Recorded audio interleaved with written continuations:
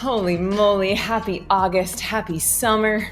I am so happy to see your beautiful faces.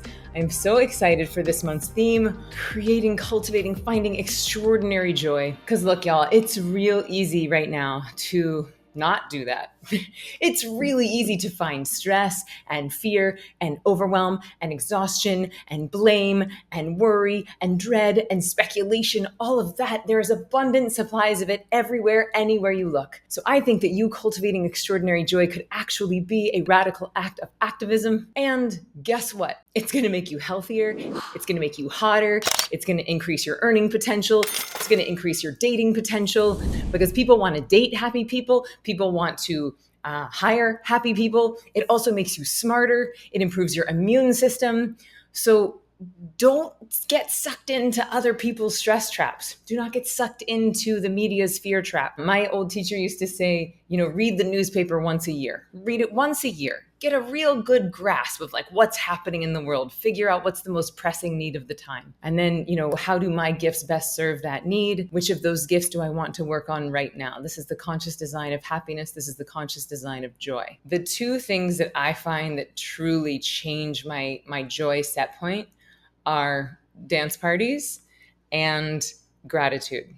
And I do not mean just a passive, I'm grateful for sunshine. I mean active, dig deep, say out loud, write it down, go on a walk, practice enthusiastic gratitude for what is. And I don't just mean the good stuff. I don't just mean the unicorns and the kittens and the marshmallows. I mean, I am so grateful for the intensity of this divorce because it has given me resilience beyond what I knew I was capable of.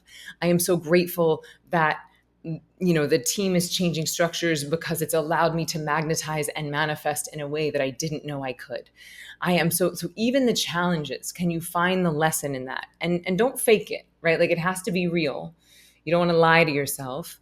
But if you can get to enthusiastic gratitude for what is, that is not only going to change your joy set point, which is what we're all about this month, but it's also going to give you basically the blueprint for manifesting what you want. Because enthusiastic gratitude for what is just 2 clicks away from enthusiastic gratitude for what's on the way. And if you can get to wow, I get to have a body. I get to eat food. I get to have breakfast with 2 people that I love this morning. I get to go to work today. Then nature's a lot more likely to give you your dreams. If you're complaining about everything that nature has already given you, why is she going to give you more? Right? If you're disrespectful and not thankful for everything that nature has already blessed you with, why on earth would she feel inspired to give you more? So just think about it. If you had a friend who you helped her move, you gave her new furniture, you gave her clothes, you gave her advice, and helped her find her job, you introduced her to her boyfriend, and she never once said thank you. And all she did was complain about how her boyfriend's not good enough. She's not making enough money at her job. She's so busy with everything else.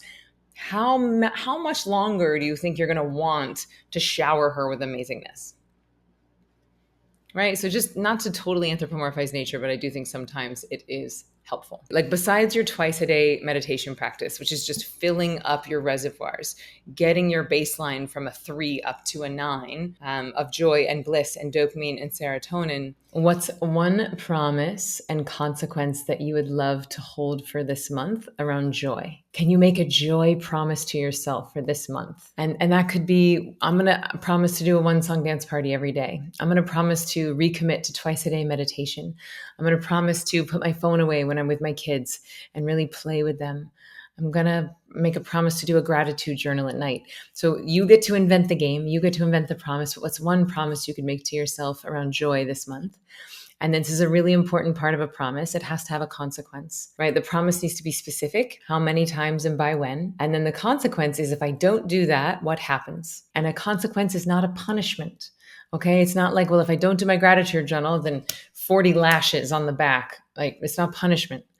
It's if I don't keep my promise to myself, what's something that could happen that could inspire me either back into the promise or that could use my vices to fuel my dreams? Personal integrity, making a promise to yourself and keeping it.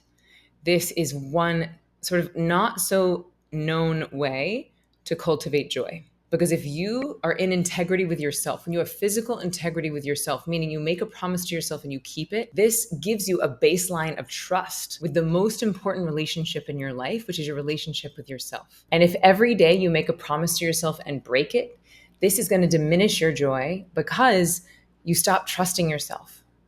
It's very hard to be in a joyful relationship with anyone else if you don't trust them. And the same goes for yourself. If you don't trust yourself, it's going to be hard to be in a joyful relationship with yourself.